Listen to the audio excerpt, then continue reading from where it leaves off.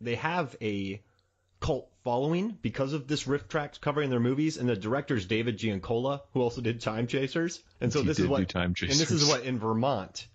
And so it sounds like he just finds a tax loophole and gets the entire city together and they make a bad movie. 100%. Because my favorite thing about this movie, now keeping in mind it has Bruce Campbell in it. My favorite thing about this movie was the extras in the background. Yeah. Who just seemed to be like so happy to be in a movie. Like there's a person with a nuclear bomb who's going to blow up the mountain, and nobody seems that, if you just watch the background, nobody seems that worried about it.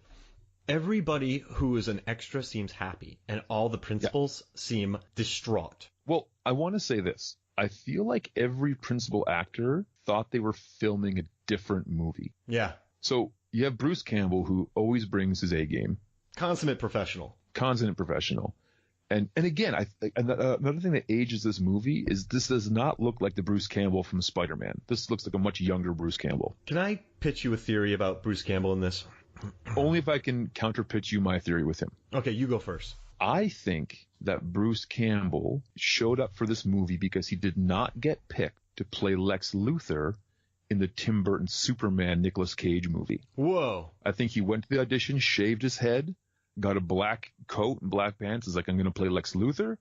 He went and he read for it. And Tim Burton said, or Joel Schumacher said, you're not what we're looking for, Bruce. I'm going to have a hard pass. And then he was like, okay. And then he saw auditions for this. Next Door went in and they said, you're perfect for this Hans Gruber role. Because the whole time I was like, imagine this Bruce Campbell as Lex Luthor in a Nicolas Cage Superman movie. Oh my gosh. And you know he lives out in Oregon. So when they're like, hey, come out to a ski slope he's probably there for 2 weeks. 1 week. Yeah. And they're like, hey, skiing. So you can come out and ski for a week. We'll shoot all your scenes and then you're out. So he's like, yeah.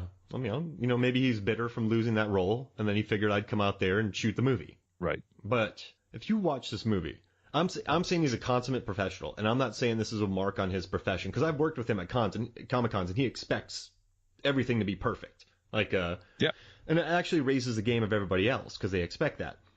Actually, he retweeted one of my articles this year, and he got 4,000 favorites on it. The something about the best horror franchises on Rotten Tomatoes. Look up Mark Hoffmeyer Rotten Tomatoes. You can read the article.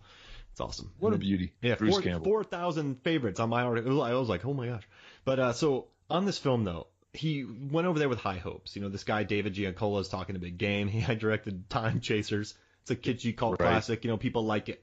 He shows up. It gives him some talk about. Yeah. We're going to make this movie. It's like Die Hard on a mountain with the kid from Rudy. And he's like, well, whatever. I've been in worse. So he shows up. And since he's such a through this movie, I just watched the collapse of Bruce Campbell. Because he is standing by a bar the entire time. And he keeps taking shots. And at the end, when he's supposed to be drunk, his eyes are really bloodshot. And I'm not putting this out there as I think he just became so dismayed with the shooting that both he and Stacy Keach, the stuff where he was drinking in that goblet, he was really drinking. I think they both were just on set, questioning their life and just hammering shots of whiskey with their dialogue. Because a lot of their shots are just one shots. And a lot of their dialogue is them just walking around. So I also feel that everything Bruce Campbell, or every second line Bruce Campbell said, I think he was just ad-libbing. Yeah, I do too. Because it was too good. It was so much better than the rest of the writing in the movie. Yeah, you're right. And I think Stacy Keach just read every line from the script because he's like, I'm not even going to bother to improv on this thing. So this is what I'm saying. Bruce Campbell started off thinking like, hey, I've been in worse, but I'm going to treat this like I do everything. Like I'm going to treat it like it's going to win me the Oscar. And then Sean Astin, he's like, I'm going to be the next action star. So he was really actioning it up. Yeah. And then you had Cliff, the manager. Oh my gosh. Who angriest man. I don't know what he was trying to do there. I'll say he made choices and stuck with them, but it was almost like he was in like a teenage comedy movie. Yeah. I didn't understand what his motivation was. And then there was the park ranger who was, I think this was his he was a local. I think he wanted to be the next Ernest. Oh. And he's like, I don't have money to do my own like real. So I'll just be earnest in this movie, because there was times where it was like a very serious scene and he'd do like straight up slapstick comedy. He's almost the hero of this movie too, and he gets the longest chase. There's a lot of wrong moments here for who is the hero. like how in the world does Stacy Keach get to be the hero of this movie who kills Bruce Campbell? Yeah, all right. Can I ask you? All right, so okay. Let's break down the plot of this movie real quick. So it's about Bruce Campbell. All right, so I just want to. So a plane. You start up this movie off with a plane, and there's a guy in there eating crackers and mini mangoes, and he's being an absolute. They are not crackers. They are Fig Newtons. Fig Newtons. He's making a mess, and call that guy Budget Jackie Earl Haley. Budget Jack. Yeah, he was. Yeah, or Budget. Oh man, I forget his name.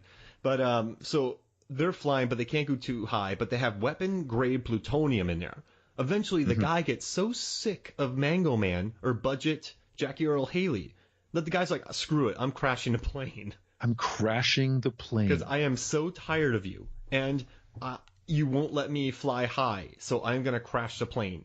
They crash the plane, and which leaves weapons-grade plutonium on a ski slope, which is unstable. So then Bruce Campbell and his Canadian, right? He gets his guys from Canada, not Canada. Exactly. Love that line. Get them from Canada. Not from Canada. And they go to the ski slopes to find the C4, find the weapons-grade plutonium and stabilize it so they can leave the area with it. Right. Yes. But you're forgetting about the hard cut from the airplane to a chopper above Vegas. With Bruce Campbell and Budget Jackie Earl Haley.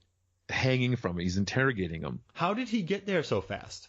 I have no idea, but I think that had to be a pickup reshoot to explain where that character went. Because that character didn't even have to come back. No, but they're like, we gotta tie up these loose ends. And he had a bump on his head. People are gonna ask questions. And so Bruce kicks him off, and they show up to whatever mountain the name of the mountain is. I have it here somewhere. Kilgore. Yeah. Killington. Mountain. Mount Killington. So they show up there, but what they don't know, Adam, is that our man Matt, the local ne'er-do-well kind of slacker, is on the case. So can we talk about their date? Where's with him? Because they're introduced on the least romantic date I've ever seen on film. Yeah. Like if you showed me that scene, you're like, this is the scene of a bad date before he meets the girl he actually likes, I'd be like, oh, then this is a great shot. But it's not. This is the like love. Never will these two be more in love than they are right now, which is sad for them both. But very progressive.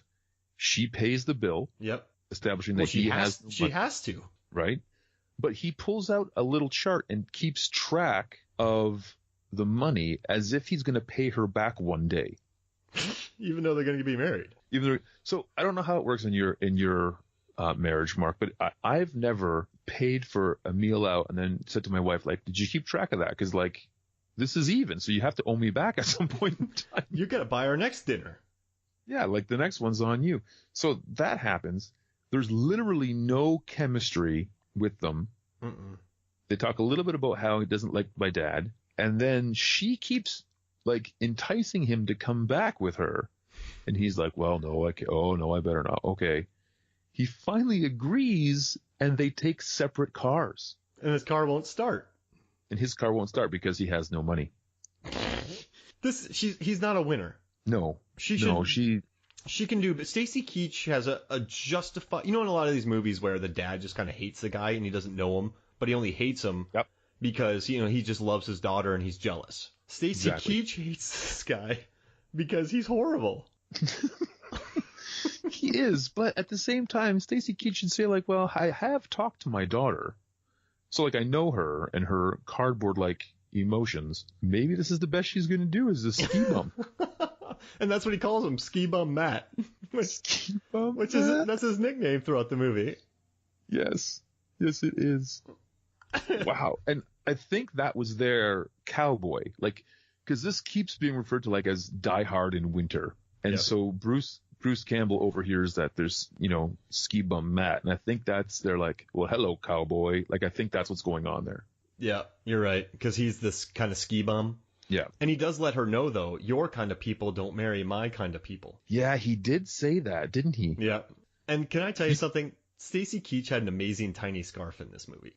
He had an amazing tiny scarf in this movie. When he's in the car, I was looking at his little scarf. Because it's cold where they're shooting. I got to give them credit for that. Yep. I watch a lot of Christmas movies. I probably did 25 of them this year with my wife and Attaboy. other people, getting them on in the background. Princess Switch is the best. Vanessa Hudgens on Netflix. She crushes it. Crazy likable. Okay. A lot of these movies, you have fake snow, you have blankets, you have foam. It was the best thing about this movie is it was cold. It was very cold. And they gave him a tiny scarf. But they also gave him a mountain burger. Yeah, they did. No, wait. Did he get him? He did. Did he order the mountain burger? I think, no, that was a change of subject. He's like, are you really going to marry this Joker? And her response is, Dad, they make a great mountain burger here. And I don't even think he ordered the mountain burger. I don't think he ordered a scotch, but I don't think he got a mountain burger yet. Yeah. So, I mean, they were there for hours too, before they were even taken over by terrorists. Right. So this makes your theory that they might be killing the goat and then bringing the meat to. That's how fresh the mountain burger is. Right. No, you don't go there for the skiing. You go there for the mountain burger. Yeah. And you stay for the skiing. I mean, people from LA are flying out here. People from Oregon, people from Phoenix. I think there were some Australians there for the mountain burger. Yeah. No, here's the thing. If it turns out this was a real ski lodge that actually has a mountain burger, I might take my next vacation there. Yeah. I mean, just so I could call you and say, Mark, guess what I'm eating right now. Mountain. I want to know it too. Even if you didn't tell me you were in the mountains and you sent me that message, I would go mountain burger. Exactly. I would know. That. So, Okay. So Bruce Campbell, he's now going to get this plutonium. Yeah. With his Canadian, with Franz, who I think is the throwback to Joshua from Lethal Weapon. Yeah, absolutely. Right? Like there's the kind of the albino henchman. He's the blonde henchman. Yeah.